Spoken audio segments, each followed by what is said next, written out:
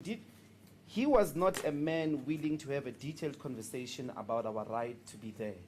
He was a man whose continuous position, physically and verbally, you are not allowed to enter. Okay. The rest of it I didn't hear because I have very little access to Afrikaans. Okay. Did you try, when you were trying to engage with Colonel Venter, did you try to speak to his supervisor, his senior at that time? I don't know his supervisor at that time. I don't know who is his senior at that time. I'm seeing a man hell-bent on violating my right. My question is, okay, did you ask Colonel Venter, but where's your supervisor? No, he was physical. He was not willing to be conversational. He was physical. The first act of physicality was to grab a car, my car, the car I am in. It will not move. That is his physical language. Okay. It will not move by the force of my body. That, you explain that to us. Yes, so I mean, I'm saying that and you interact with such a person, they tell you you're not allowed to enter. But when he said you're not allowed to enter, did you say, I want to speak to your manager, your supervisor? No, Because I tried to pull him that, okay, my sense was maybe if we go to the side and have a conversation, he might understand or something. And then the language of his body did not seem to be a man willing to have a conversation. So you wanted to pull him aside to have a conversation with him? Yes. That was your intention? Oh, good. Yes, that, hey, Chief, maybe, like, let me... Speak one-on-one, in the maybe. meantime, obviously, I mean, that was the intention of pulling. Okay. Okay, maybe if you come, but the language, the response to the pull was decisive.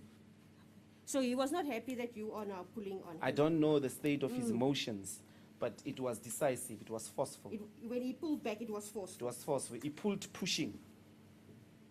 He pulled his hand back pushing. Yeah, it's quite a good motion, like let go of me and then also push away. But maybe that's a reasonable response. You are pulling on him now. He doesn't know what your intention is either. He doesn't know that you want to speak to him on the side, just one-on-one, and try to resolve this matter. I think Colonel Venter is fully aware, as an officer of the law.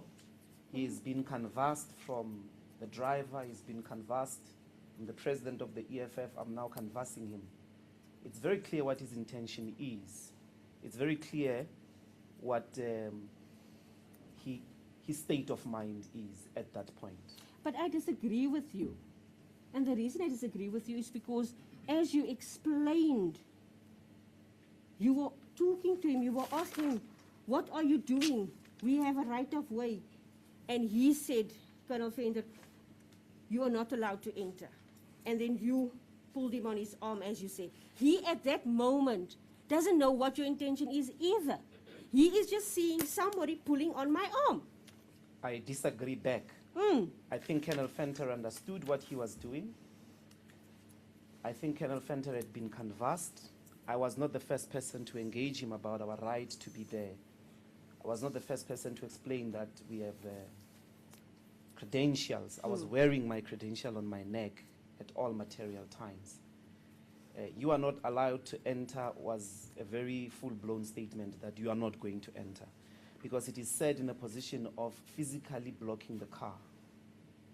It is said in a position, he was in a language of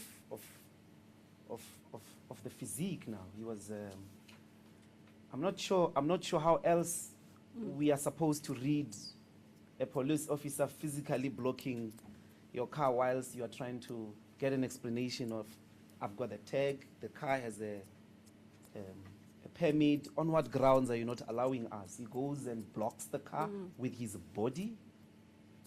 And then I say, what are you doing?